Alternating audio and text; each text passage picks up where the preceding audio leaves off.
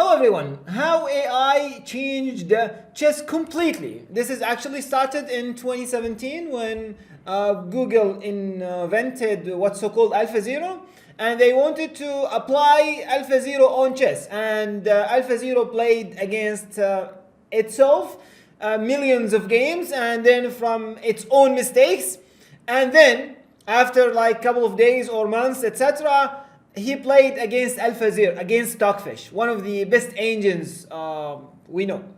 And Stockfish is just crushed. And what's interesting about AlphaZero is that it's kind of a human moves. You don't see that moves based on 100 move calculation nodes. For example, positional sacrifice, pawn sacrifice, space advantage, etc. This is a game played recently in grandmasters between one of the American champions, Shankland, 2670 his rating, and 𝐬𝐴𝐳𝐤, the prodigy, the Turkish prodigy in chess. So Shankland started with d4, d5, knight f3, knight f6, bishop f4. This is what's so-called the London system. e6, e3, bishop d6, and now knight e5. This move actually is interesting psychologically. Why it's interesting psychologically? If I am black here and my opponent played knight e5, I will have a bad feeling that my opponent is going to do his best to win the game, you know. But bishop g3 is kind of a calm move, as well as bishop takes d6. Anyhow, knight e5 played, castling, and now knight d2. After knight d2, c5 played by 𝐬𝐴𝐳𝐤, and now Shankland played c3. And in this position, 𝐬𝐴𝐳𝐤, I don't want to say he catch or he bite the trap. Why? Because now in this position, let me explain this idea. One of the main ideas in the London system for white is this: bishop d3 and say, for example, bishop d7, queen f3. And after that, ideas like queen h3 and attack on h7 with mating stuff. So it is thought, if I manage to stop this idea of bishop d3, then my plan will be easier. I will have a plan. My opponent doesn't have a plan. Now there is no bishop d3. You cannot go bishop d3. Queen f3, queen h3 is meaningless as long as you don't have the bishop along this diagonal. So how can you improve as white? If you go b3, I could go b5 maybe, and I'm looking fine. I'm okay. And my plan as black is to go queen c7 followed by knight c6 to get rid of this knight. If you support with this knight, then my knight can go to e4 alone. You cannot catch it, you cannot touch it. That's very powerful plan. So is Sam missed something, or what's going on? Here actually came the AI, the AlphaZero idea. h4. No one before AlphaZero could imagine or find this idea on the board unless he's an X-Paul Morphy or something. But wait a second. What's this h4? I mean, my plan is knight c6, queen c7. Very dangerous plan. Let me explain. If, for example, white played, use this move, or let's say normal moves like bishop e2. Already, engine says black is better. After queen c7, for example, castling knight c6. And now if you take on c6, I take on f4. And now the knight is under fire. You take here, I take, for example, by the pawn, and now this is under fire. You have to go g3 and then c5. I am striking in the center. If you take, I take back with the queen. Later on, I'll go bishop e7, d4 along this diagonal. Knight e4 might be coming. I will have some pressure against the b2 pawn. So it's not an easy game at all. So after c4, h4 came. It is thought for 4 minutes and said it's fine. Knight c6, and I don't see the plan. Now h5. And Sam is playing these ideas without thinking. Because if you think, you cannot find this. Either you know it or you don't. So h5, and now he just said, okay, I'll go queen c7. And I'm attacking the knight, and he has to solve this problem. He can, for example, playing this, but now, knight e4. And the knight here is great. You cannot go bishop d3 and capture it. f6 to be coming at any time. So this knight is not stable here. I could take whenever I wanted to do. So black is, I mean, on the top of the game. So after queen c7 came this idea, h6. Wow. After this h6, now black has to play g6. This is the only move. Because if you take the knight, like knight takes e5 for example, h takes g7, now the rook is under fire. If you take, I take, you take bishop h6 and you lose the exchange. So after h6, g6 is required, and based on h6, g6, the knight is not protected now, I could use this tactics.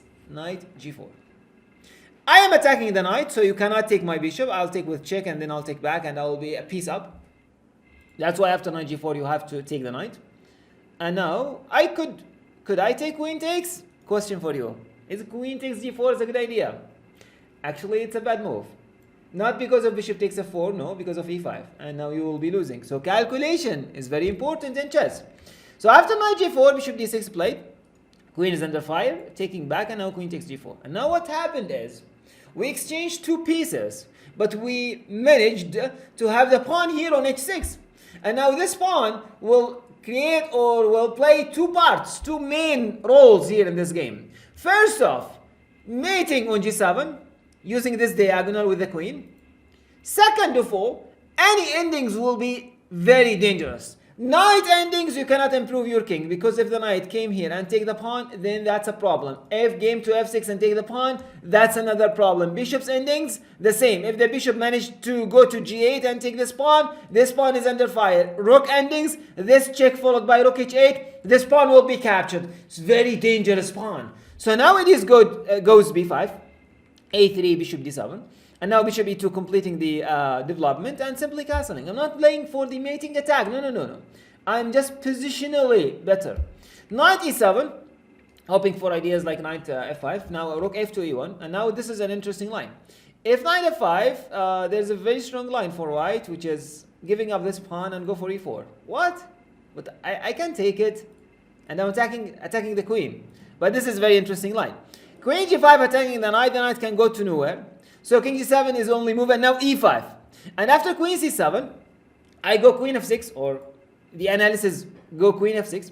And after king g8, and now very strong move, g4. This knight actually cannot play a part in this game.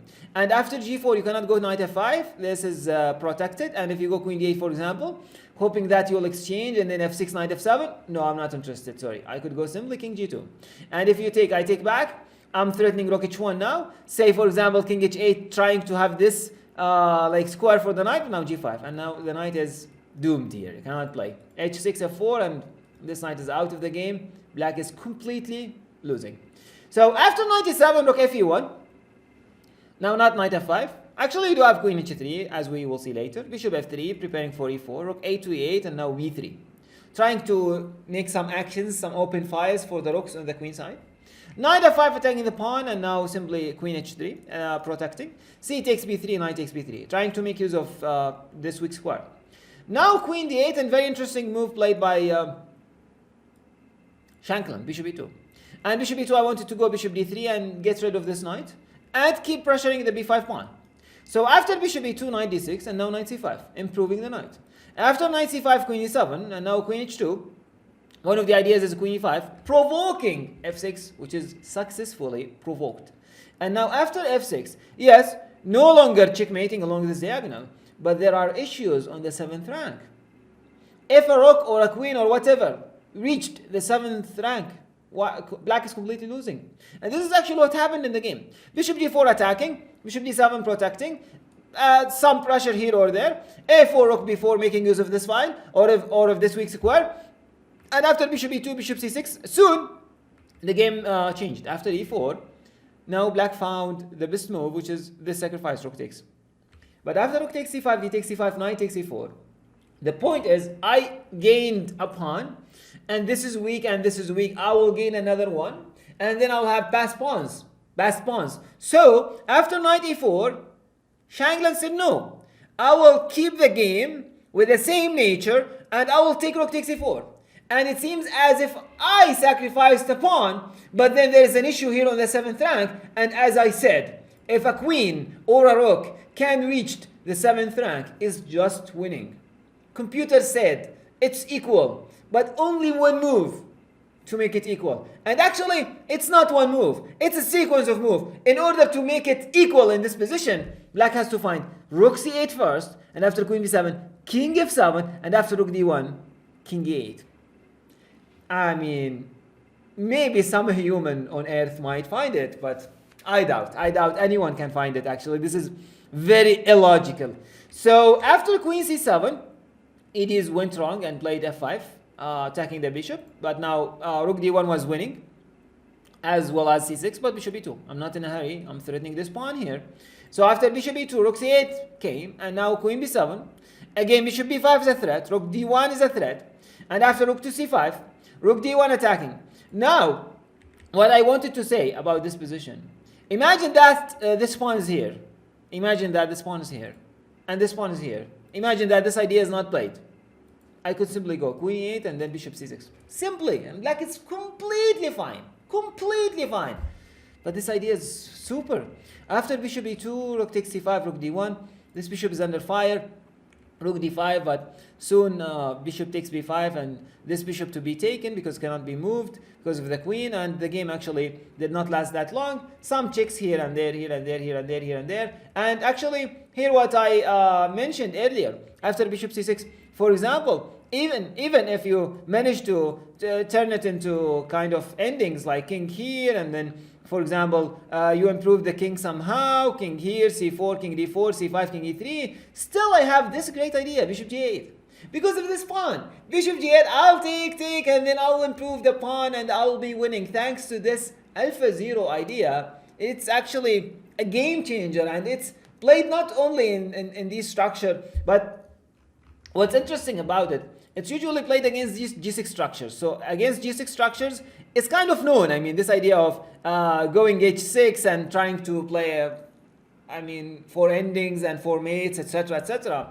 But to play it as Sam Shankland did here in this move order, that's super nice, super interesting, well timed. If it's one move later, it won't work at all because you have to find it right now, and Shankland found it, and this is how AI just changed chess. I hope this video was interesting for you and was useful. Thank you for watching. Don't forget to subscribe and like and etc. and see you in another one. Have a nice day.